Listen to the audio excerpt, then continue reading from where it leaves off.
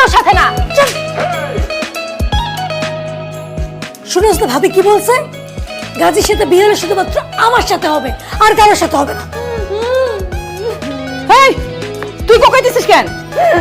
কারণ মাগো আমি দ্বিতীয়বারের মতো চাকরি খেয়ে গেলাম। কত সব থেকে বড় ধোকা খাইছি আমি, আর এই বাড়িতে বেশিক্ষণ থাকলে সব থেকে বড় বাসটাও খাবো আমি। আমি চলে গেলাম।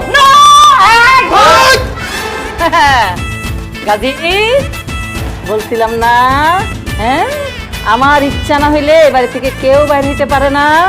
এই খারাপ হইছিস কেন? ঘরের মধ্যে আটকা।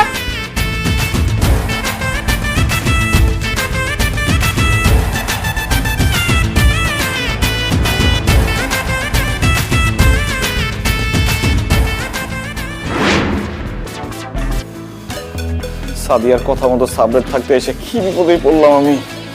আল্লাহ জানে গ্রামে আমার আব্বা আম্মা কেমন আছে, ফোনটাও নাই যে একটা ফোন করবো।